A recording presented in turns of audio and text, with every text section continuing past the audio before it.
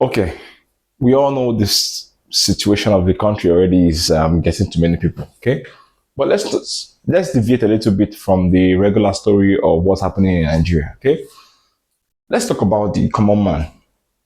Yes, you, sir. I mean, if I may speak freely, I think we have all given our best to this country, and we are still doing the same every day. But my real question here is, what are you doing to break free from this financial bondage? What are you doing to impact the country, to bring about that change that you are seeking for? Oh yes, let's talk. I mean, this conversation is the one. This is exactly what we should be talking about. What are you really doing to enact that change in the society? I can't hear you. You're not saying anything. Exactly. Nothing. As a matter of fact, 90% of Nigerians, as it stands right now, have no idea or no clue what they want to do. Even if you give them 100 million, they don't have any creative, strategic plan. Nothing to, show for that money because there was no plan in the first place. So, what makes you different from the criminals in power? That's what we need to understand. You see, before you come out and start condemning government and calling out people on social media, saying this, saying that, check yourself. If you're being placed in that same position, what would you do? Would you do better than them or would you do worse than them? Are you better than the government in power or are you going to be worse than them if given the same opportunity to rule? Yeah, Mr. Common Man, let me tell you one thing you don't understand about politics. Politics is not all about fighting to have power. It's about having a strategy to get yourself to that power. So before you condemn the politicians and all that, also understand that they are very intelligent. They wiggle their ways through your hearts and through the minds of other Nigerians before getting to power. And then you call them zero strategists. These guys are just game players. These guys are just petty, well, not petty, but they're thieves. They're criminals because with the knowledge they have, they can turn this country around in a year. Oh, yes, sir. They have the capacity to do it, they have the ability, they have the brains to do it. So, the bigger question or the bigger picture here should be, why are they doing what they're doing? Why are they not impacting the country positively? What is the essence of keeping the country impoverished? And I realized something. They are nothing but errand boys in power. They answer to someone else who you don't see, who you don't know.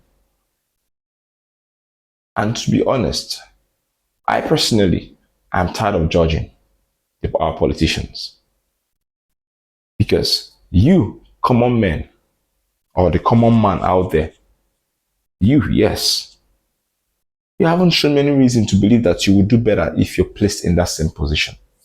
So the real change starts with all of us in Nigeria.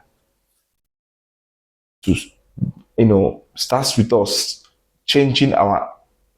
The real change actually starts with us changing our mindset, changing our thinking faculty, our ideology, our ability to recreate our environment from nothing to something, our ability to make everything around us turn to gold. That's when the real change starts. I was walking down the street and I realized that, why is it that only federal roads are the ones being constructed? What happened to the streets, the neighborhood, the crescents, the estates? Who is fixing those parts of the streets? Are you waiting for the government to do it for you as well? Most of you want to travel abroad and go and stay there, and you forget that these people have taken their time over the years to develop their country. If the likes of South Africans can be telling we Nigerians and other African neighbors to go back to their countries and develop, that's just because they've realized that we rather leave our own country and go to their country and benefit and reap where most of us did not sow. Well, I said most of us because, yeah, some of us, in fact, some of those countries are functioning today because of the Igbo traders. Some of them are flourishing because of the Nigerian businessmen who who were there in the early stages, fought for Nelson Mandela and all that. We all know the history. We all know the history. So let's not pretend like we don't know the history. My point is, why can't we bring that same energy, that fire down to Nigeria? Why can't we develop our Nigeria for ourselves? And by doing that, we'll take power back to common man. Because we are all depending on government. Everybody's depending on government. You want to poo-poo, government. You want to sleep, government. You want to drink water, government. You want to say, Oga, when do you get to do things for yourself? I know many of you won't like this video, but that's the reality.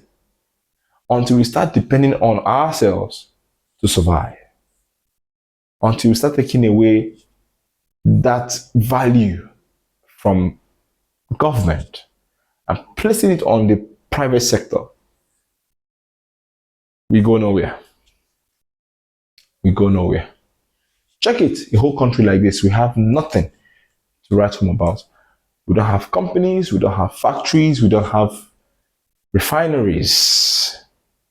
We just have government, private properties. Yes, any functioning factories and companies are government owned, majority of them. If not government owned, the personnel in government owns those properties. What does the common man have? Nothing, because the common man have decided to sell everything to the government. Yes, like Esau and Jacob. You guys have sold your birthright to government, and you want them to come and aid you. What are you doing in that little space you have? What are you doing with the little money you have to make life work for you? How are you changing your immediate environment? How do you want to be remembered? You still want government to come and do all that for you? Oh. All I can tell you guys is this. Nigeria is big enough for everyone. Nigeria will be great the day we realize that we have to fix Nigeria for ourselves, not the government. Because why? Government you're talking about are also individuals like you and I. So do the math. You say a word is enough for the wise.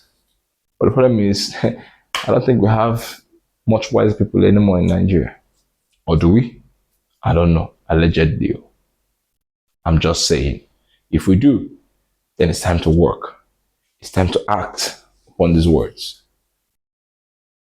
Action, productivity, accountability.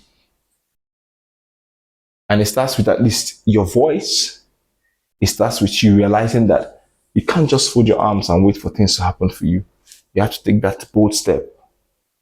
Call out the necessary people that need to hear this and hold them responsible for their actions. Ask them, where is my tax money going to? Where are all these resources going to? What is being done with my money? Why am I paying tax and I'm not getting results? Why is there so much insecurity in the country? Build your own barricade, create your own community, and see how you can eradicate these things. That's the best advice I can give us as Nigerians. Enough of coming on social media and crying and petting around on social media. The truth of the matter remains that if you want the real change, we know where to find them. I said it and I'll say it over and over again. If you want the real change, you know where to find it. You know where to find it. Because at the end of the day, power belongs to the people. All right.